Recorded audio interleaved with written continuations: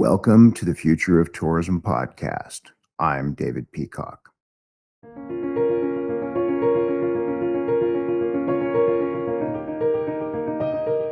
Stop owning your own content. Young leaders are stepping up. Bring everyone to the table and imagine their world anew.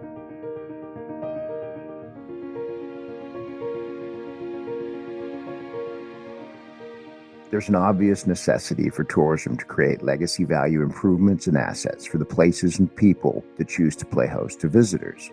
We need to take a very careful look at all our activities and determine if they are indeed serving our communities and creating legacy value for our citizens. Sustainability and regeneration initiatives are, by definition, activities that leave a lasting positive impact on places and people. They're also an opportunity for DMOs to build meaningful partnerships outside the cohort of the usual suspects. If we want to talk about legacy value in sustainability and regeneration, then we want to talk to Jessica Vandy and Alexis Kurelek. They're both sustainability vanguards, and they both work globally on a host of projects. They also both work with the Global Destination Sustainability Movement, or GDSM, and the M&C-focused Meet for Impact group. Good morning, Alexis. Good morning, Jessica. How are you? Where are you? What's it like? You first, Alexis. Good morning, David. Hi, Jessica. First of all, thanks for having me here. Love to be here talking about this subject. I'm coming in today from Vancouver, BC. Very rainy day. Have had a lot of sunshine. So looking forward to this conversation. Super. It's nice to see you. Jess, how are you? Where are you? It looks really nice there right now. Kia ora and hello. Lovely to be chatting to you both. I am in the lovely Hawke's Bay in the North Island of New Zealand. This is beautiful wine region, and it's been very sunny here the last few days. We're coming into summer, so it's really starting to warm up, and hopefully we're going to get some wonderful weather over the next few weeks and months. And but really great to be here and looking forward to sharing a little bit more on sustainability. Okay, it's great to have you both here and talk to you both. What's kind of funny is we're meeting here on Google. Jess, I just saw you in Korea. Alexis, I did.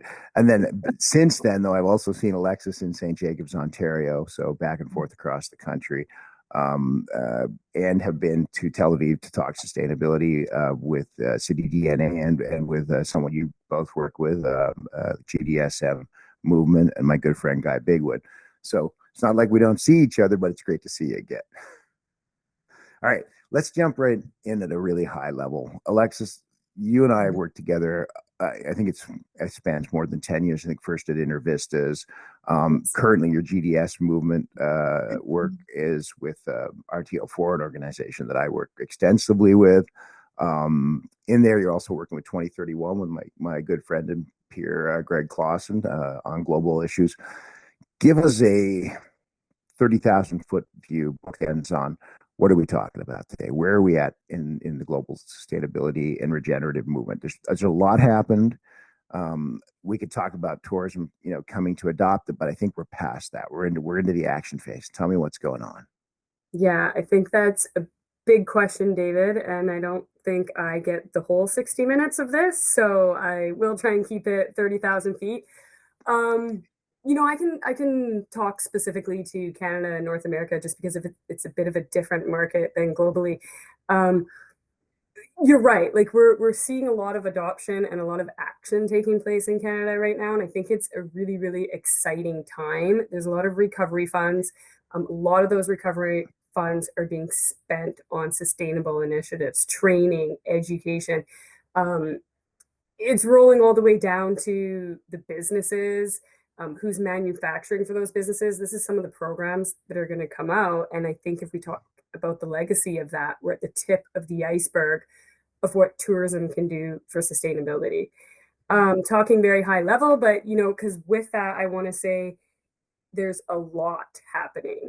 And the market's becoming a little bit saturated with what's happening. And I think the one challenge that we have is we need to look at aligning and kind of coming to a cohesive plan of how to use tourism for sustainability in Canada.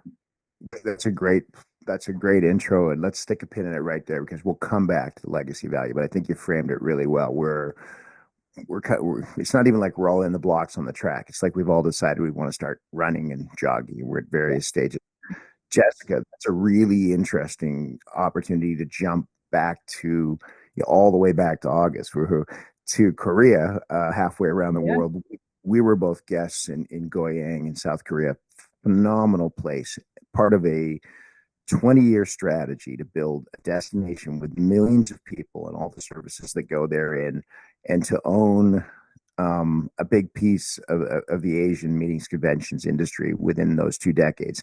They're halfway into that. They've got a 3 million square foot convention space that's phenomenal. They've got a Hyundai museum that is literally on par or better than anything I've ever seen anywhere in my life. The place is phenomenal.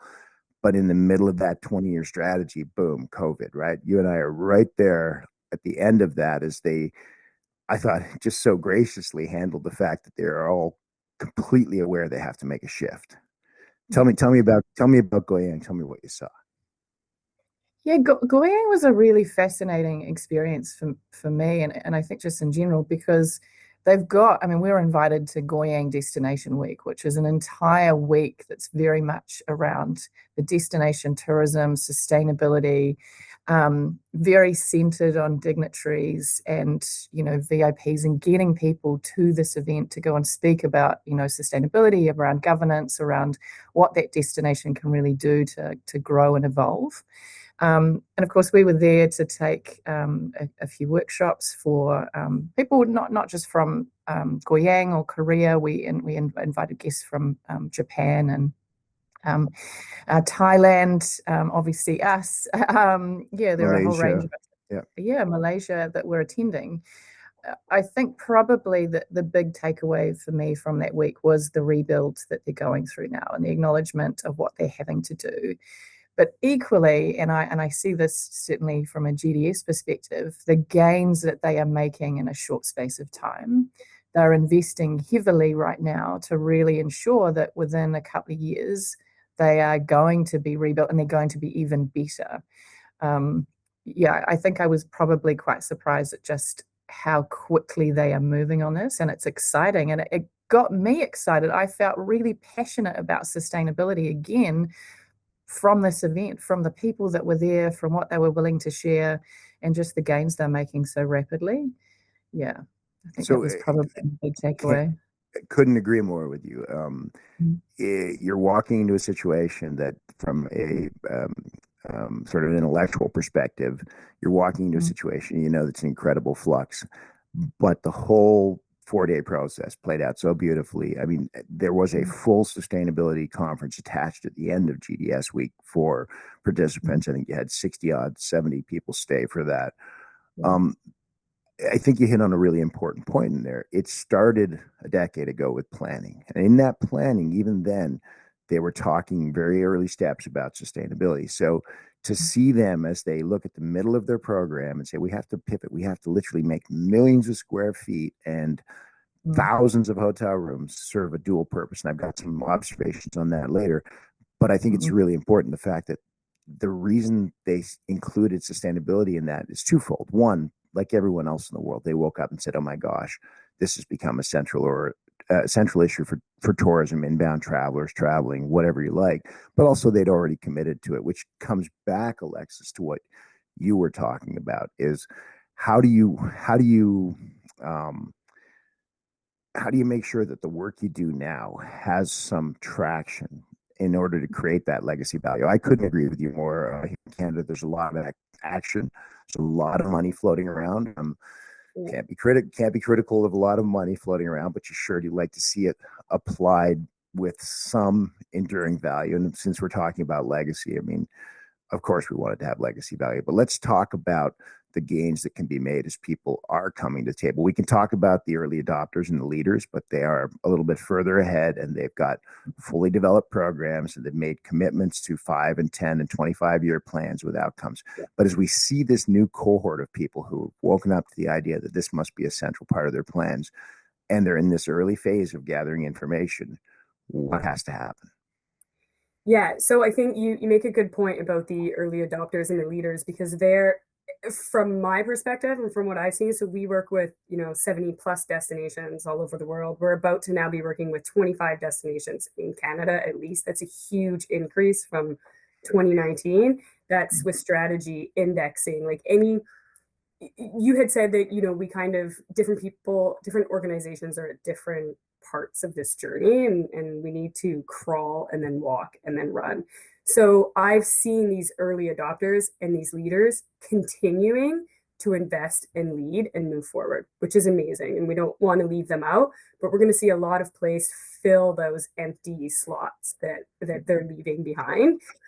And I think that's the exciting part. I think there is a lot of training that's going to be happening across the country to DMOs, to supply chains, to restaurants, and to businesses, and in all different aspects. So it will be about creating a more sustainable experience for visitors, about including the community, but it's also about how to be a more sustainable and better business. Like when you think about things like that, this is just helping the whole city. This is helping businesses be more profitable and be better businesses. So I think we'll see a lot of organizations be opened up to the opportunity in front of them and continue to move in that process. Is it going to be all of them? No, but we need to crawl, walk, run. Okay, so you are working on a project that I have high knowledge of in St. Jacobs.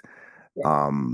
I did get to attend the first two sessions of your community engagement piece on that one. Very, very, very cool project by RTO4 in Canada.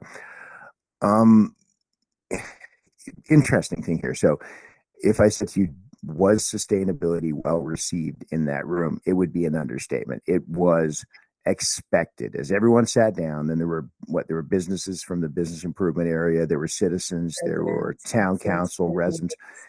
It wasn't like, hey, can we sort of introduce the idea of sustainability? It was, if it wasn't on the list, somebody would have been making an outcry about it, right? Well, if you recall my presentation, David, by the time I got up there, everybody had already basically said what I wanted to say in terms of explaining what regenerative tourism was. They didn't know they were talking about regenerative tourism, but they were talking about all the pieces of community and engagement and restoring and quality of life and everything like that. So yeah, it was a given. Absolutely. Okay, so this leads me to my point. Now, coming back to you with this one, Jessica. One of the assumptions when I talk to destination sustainability consultants is, hey, we need the DMO just to connect with all these people and the stakeholder network and bring it. My personal knowledge and experience is, whoa, you're overestimating the level of engagement that the DMO has with its stakeholders. And that's not to cast aspersions on anybody. The entire industry, we've got a decent interface, but it's with a very specific set of stakeholders who are used to working with hotels and city governments to some extent, retailer providers, purveyors of food and experiential. We're talking about an engagement much wider than that in the sustainability sense. That's necessary, but not even beginning to sufficient. Is that a fair statement, Alexis? Yeah. Can I actually share something really cool about the St. Jacobs project that you probably don't even know yet? Please. Is now an okay time? Okay. So yes, that's part of our program. The GDS movement, or the GDS index, is about building a network and a foundation of, stakeholders outside of the tourism industry. I think what you said was non-tourism cohorts or something like that, David. I like to call them the unusual suspects. The unusual suspects. Perfect. Which is so necessary for all of this. And I've seen a lot of really neat examples of it, but nothing as cool as the one that hopefully is what transpires in St. Jacobs. St. Jacobs is not even St. Jacobs, but the township, the bigger township that St. Jacobs sits in, has just started their sustainability journey. So they have just put together their sustainability committee. There's no terms of reference yet. There's no goals or objectives yet. And we're coming in and asking them to take on our program, this indexing program. And township, we're going to need your help collecting all of this information, because we measure environmental, social, supplier, and DMO progress. Well, they're a bit stunted because they don't have this information yet, and they don't really know how to apply all this and how it's going to work. And what we're looking at now is they can actually use our tool to create the next steps for their sustainability plan for the township, for measuring, municipal garbage, recycling, air quality, and things like that. And that's almost usually our program goes the other way around, but to see a tourism program actually developing the next steps for a township sustainability plan is All right, hang on. So you're telling me you've had further discussions with the township, and they're excited about that prospect. yes. Wow. Super cool. I did not know that. That's a new development. Okay, so Jessica, over to you. Here we are in Goyang. It's August. Their pivot is about taking this asset that 10 years from now would serve as predominantly meetings business, and it would be very, very busy, and its proximity to Seoul and the airports, all sorts, it's all linked, and there'll be high speed traffic. I mean, right now you can cycle from Goyang to downtown Seoul in about 40 minutes. Like, it's not so hard. It's really cool. But that changes because they realize they're going to have to count on a lesser volume of meetings, even in the next 10 years, that they're going to have to really adjust their place. And I mean, the place is beautiful. It's hard, if you haven't been there, to explain what a purpose-built city that's been really well thought out looks like.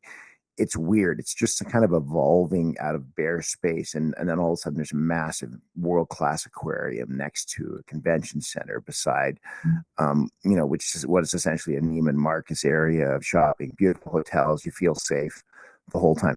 They're going to have to shift to a much more hybrid model of transient tourism or leisure tourism plus meetings.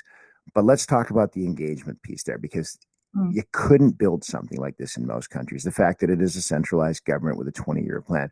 But one of the things I saw again was them waking up to this idea that they have to, in their pivot, they have to start, rather than just centralized planning, they have to really start to engage the people in this destination, don't they? They do. And I think, we talk about stakeholder engagement a lot when we're thinking about legacy, and this is probably an important time to start chatting legacy. I mean, Goyang were thinking legacy when they developed this plan. And, any legacy planning, is very much around stakeholder engagement. It's around engaging groups and residents and people and Indigenous people and groups that we're probably not super familiar with or comfortable with in our normal sphere of activity. And they've done this. They've certainly engaged their residents and are taking them on this sustainability journey. And there's been a lot of thought, and I know as we kind of departed Goyang, there was, where are they going to go next, and what is the next part of their plan? And a bit of a gap that they've recognized is they want to develop more tourism product, but a really important part of that is how do they take their residents on that journey? What do the residents need? And this is some of the things that they're starting to think about.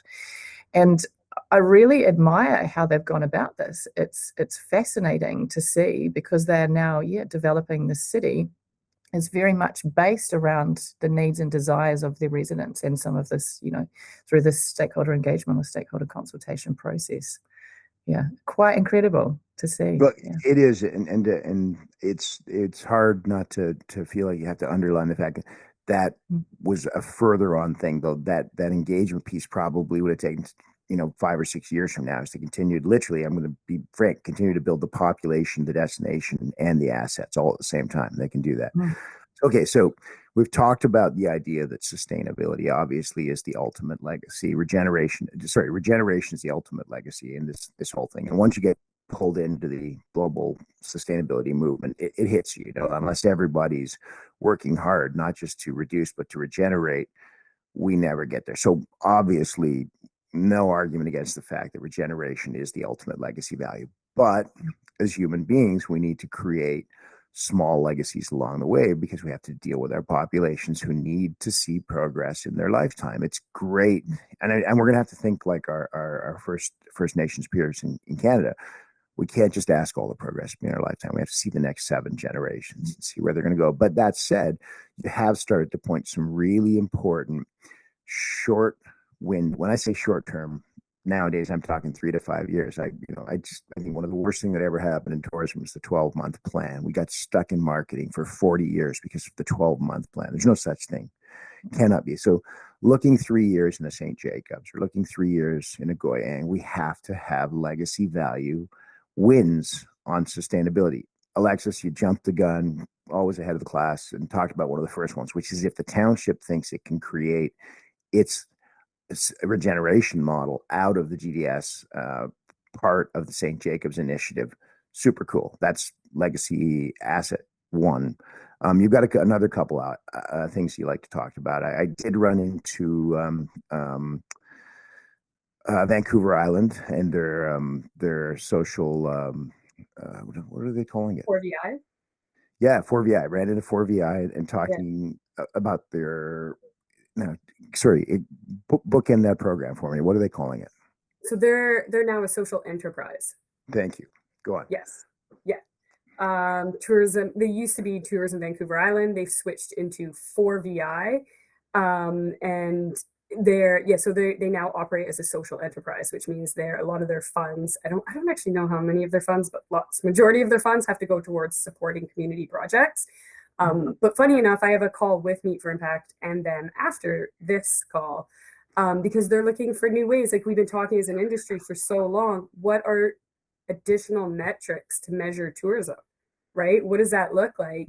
And they're looking at that and those impact metrics. So we're having a discussion with them after this, but it was funny. What's his name? Brian Cant I think he's the VP of marketing. I don't remember his actual title, but he's been one of the main people making this organizational transition. And I saw him at the Tourism Cares conference in Victoria, and he was speaking, and somebody said, so what's your elevator pitch when you run into somebody? And he said, these days I prefer to take the stairs. That was excellent. It's not an easy transition. And when you have hotel members and, your traditional tourism members, it's not an easy transition. We get a lot of support. And I'm just repeating Brian's words. I haven't been a part of this, but they get a lot of support, but they get a lot of criticism and challenges as well. And it's a new way of managing tourism. And they've taken, a much bigger step than obviously any organization that I know of globally to do that. So, but it will be about how they measure tourism differently. Well, and I did get a chance to hear Anthony Everett speak about it. And it reminds me a lot of our friends over at RTF, where they took their budget and said, none of this is going to advertising. From now on, everything has to have a criteria-based legacy value that improves the plight of the citizen of the business and the island, all those three, and preferably all three at once. So those experiments have been happening around the world. They have, for sure. And I think that's one of the shining stars. Jess, anybody you want to talk about in particular where you're seeing sort of great legacy value? And it doesn't have to be massive. I think you hit on this, Alexis. Meet for Impact looks at, incremental gains too. We can't expect everybody to turn green overnight. There are all sorts of incremental wins. What else, as you're looking at people getting onto the on-ramp of this, whether they're in the community convention industry, whether they're in the transient industry, what are you seeing that you see that's already contributing back or creating those little legacy value wins that'll help move us along? Yeah, I think there is some great stuff happening in Asia Pacific, and I guess I see my observation, working for GDS and also Meet for Impact and seeing what's happening globally. Asia Pacific are probably catching up now, and we're starting to see a few destinations really embracing and starting to embed some not just sustainability, but thinking more about legacy practices and what are they doing. And yeah, one of the destinations we're working with at the moment is Business Events Sydney. And we all know that Business Events Sydney have been in this game for a long time. They've been doing research on legacy and impact for over 12 years, and some incredible stuff. Their piece Beyond Tourism Benefits came out, I think, in 2010, and it was a fascinating insight into looking outside of what conferences or MICE brings to destinations. Now, 10, 12 years on, they're actually undertaking a project that's now going to apply some of this research into what they're doing. So it's going to become part of their strategy for attracting conferences to Sydney. So I'm really excited to see where this project goes, and I'm sure we'll all see a lot more in the coming years. But there's also, and I look across the Tasman to Australia, there's already some great initiatives both in Melbourne and Brisbane. I'd certainly love to see some legacy projects, both in tourism and in business events in Aotearoa, New Zealand. But again, we're probably a little bit further behind. Our recovery is still taking a long time. So I expect we will see New Zealand perhaps embrace this thinking a little bit more once they've got their destination management plans and strategies kind of done and completed. But yeah, I'm also looking forward to seeing a little bit more out of destinations like Singapore and Thailand. There are some wonderful initiatives happening there, and I think the next steps for both of those destinations will be more in the legacy space. So, Well, Well, and speak. Canada, your listeners probably don't know, David, but Canada is doing a big study on 16 events, future and past as well, international conventions, and studying the legacy of those events over the next 3 years. So, Oh, now you're doing that with which hat? Which of your many hats? that one's with the Meet for Impact hat. Yes. Super stuff. And we will do a whole show on Meet for Impact. I do want to get to that for sure. Coming back though to let's talk about NZ for a second, because one of the things that I personally herald and champion is this. I do believe is this, and you've heard me say it many times, and it gets me in trouble, and other people respect it and like it, which is we need to be better at engaging with our communities. We're just getting started, and that's okay because we are getting started. We should have been getting started 10 years ago, but we're not. We're getting started now. And I do believe if COVID hadn't happened, we'd still be behind the curve on that one. But there are some great working destinations around the world who are saying, okay, we're going to have a significant role in sustainability. But you know what? We got to get a lot better at having, again, back to that wider, deeper pool of unusual suspects. And I'm really excited with what Queenstown NZ is doing, because their approach to sustainability is we can play a significant role here, but credibility is the issue here. So I see organizations like them zeroing in on stakeholder engagement, doing innovative programs, whether it's digital hygiene programs with stakeholders. But most places I see are changing that narrative. I want to bring this up though. It's uncomfortable to change that narrative. Alexis, you've been in a room the first time you ripped the Band-Aid off. What do we really think about tourism and why is it good for this town? It can be a bit of a brush fire, can't it? Yeah, absolutely. I mean, I think that's why we're working on changing that narrative, right? Like, what if those headlines were to change from what they were before about Barcelona and Venice and that, and it was more tourism's the driver for community success and developing these communities. Am I daydreaming? I don't know. I think we'll get there someday. You're not, but you're being so polite around the elephant in the room, which is the first time you sit down with residents and you ask a self-selecting sample. Because let's face it, the people who walk through the door the first time, you can beat the bushes, you can really work, but they're the self-selecting sample who've had something to say and haven't been heard. And often it's a message that basically totally reaffirms the importance of regeneration and sustainability, but it generally starts with how bad everything is, doesn't it? Absolutely. We've been in that situation recently. David may be speaking to a specific situation, but it is, yeah. And it's, residents need absolutely. And part of that is because, like you just said, we haven't done a good job of engaging residents and communities. And that's how we got to this point. I think our whole industry is getting better. I think everybody wants to get better at that. And it's definitely, we're on a movement for it. But that doesn't mean that residents and communities understand that or believe that, right? Well, we know and we're on it, but I couldn't agree with you more. And in fact, one of my observations of the team working on that was, hey, this is really uncomfortable. Get used to it. We're going to have to figure out how to mitigate this kind of thing, because it can take over a meeting. It can become really negative. But the bottom line is everybody's scared, fed up, wondering what happens next, as we all are if we put ourselves in those situations. They're hard conversations. It's like the reconciliation conversation here in Canada. You've got to start, and you've got to suffer that sort of, wow, yeah, if everything were perfect, we wouldn't be having a big rethink on all of these things. It's not. It's true. We need those people, we need those opinions, and we need that confrontation to really develop the proper solutions. Yeah, totally agree. Never easy, but again, I'm always encouraged. I look around the world and I usually say, the future's here. It's happening in pockets. More and more, the future is engaged communities that are finding their voice, that are working through the difficult starting points of this, and really engaging and grabbing sustainability and running with it. I did get a chance to meet Jeremy Smith, right? He is the writer who declared at one point tourism had a sustainability emergency. Fantastic guy. He shares the idea though that with all this money floating around for rebuild and recovery, that it's really important that when we gravitate towards this, we share and educate people, because it's not a box to be ticked, is it, Jessica? We've seen spreadsheets, and it starts out sometimes in people's minds as a box to be ticked. How do we mitigate that? How do we make sure it's enduring? Yeah, I think we have to be authentic in our approach.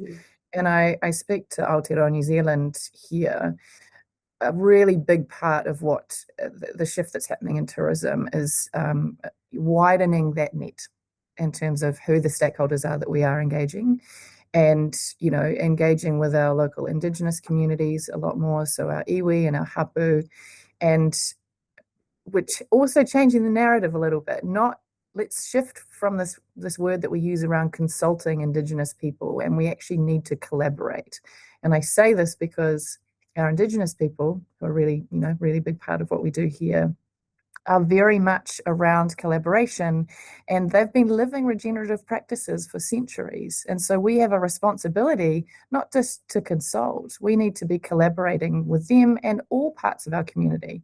And it's fascinating that you brought up Queenstown. And again, this might be a bit of a controversial thing to say, but Queenstown have been the star of our tourism product in Aotearoa for many, many years. And this is something that's been created through the way that New Zealand has been marketed internationally for years. And so they perhaps have a greater responsibility to do more in the sustainability space and to do more to engage their residents. And it's not necessarily harmonious down there for tourism. Queenstown is a wonderful tourism destination, there's no doubt about that. But equally, they have some significant challenges around engaging their residents, and residents who became deeply unhappy about the role that tourism played. And so, yeah, they're going to have to cast their net really wide. Their stakeholder engagement plan is going to have to continue to be enormous and continue to, keep evolving. Well, and your word is have to, and I totally agree. And I think working with them, that I can see that for sure.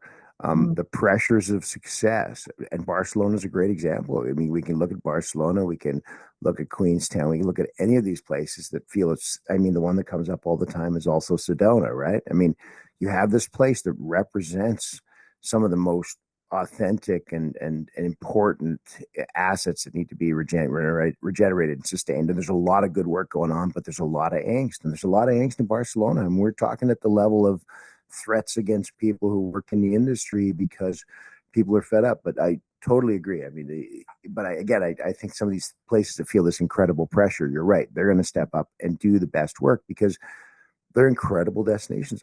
You think of the little town that's about to be taken over by a city, and Alexis, that's kind of what you're working on in St. Jacobs, a town attached to a city that has to plumb its future.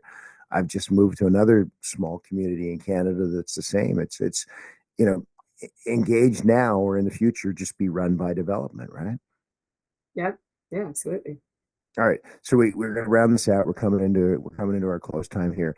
Final thoughts. There's a lot going on in the areas of sustainability and regeneration. A lot of it has to do with awareness. Sustainability, of course, have taken on a mantle. It's social, it's economic, and environmental, and which is a really positive shift during COVID.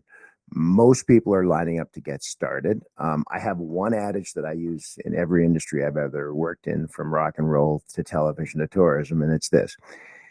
If you cannot find either the revenue or the expense on your accounting chart of accounts, then how do you buy it? And one of the things I don't see is accounting chart of accounts that include sustainability officers or community engagement officers. And I'm real push here towards the idea we must change the thing we spend our money on. To do that, we need to talk to our boards, because we literally have to change our chart of accounts.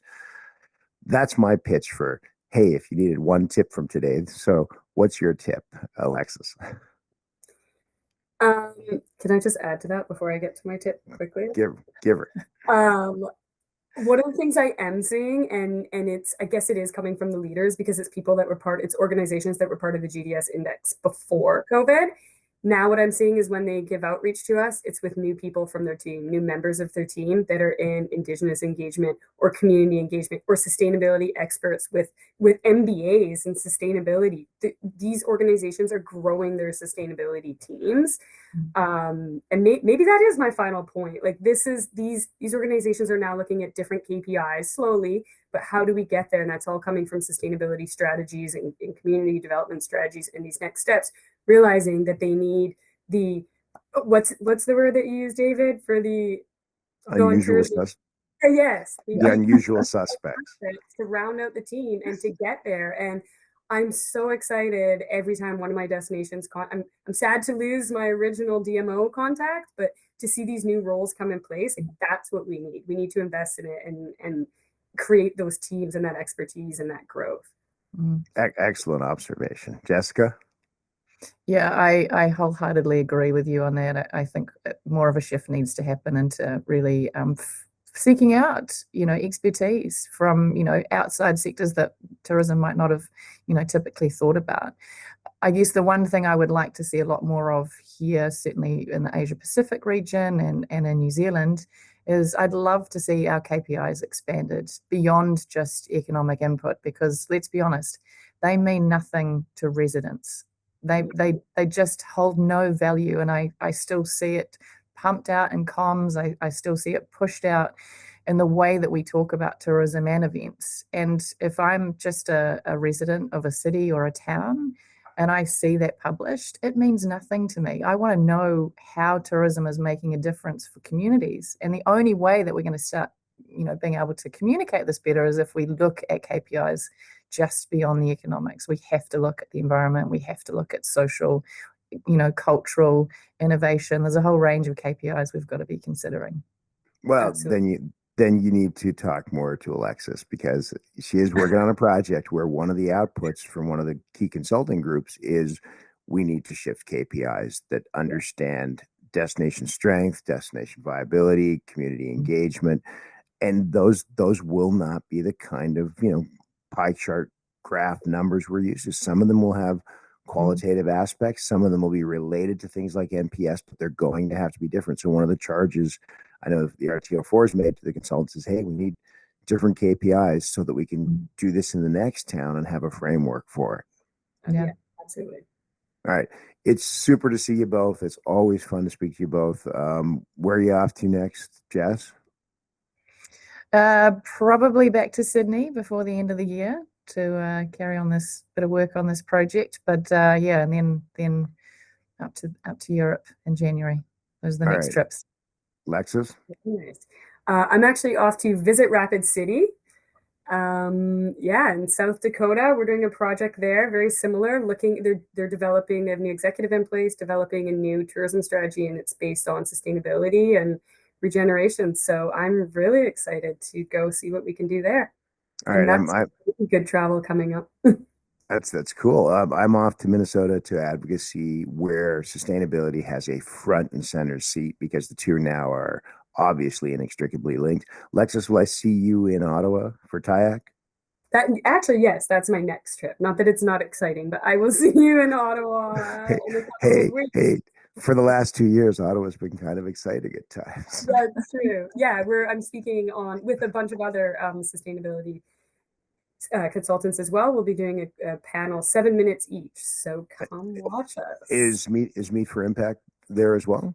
No, they're not attending the conference this year. Okay.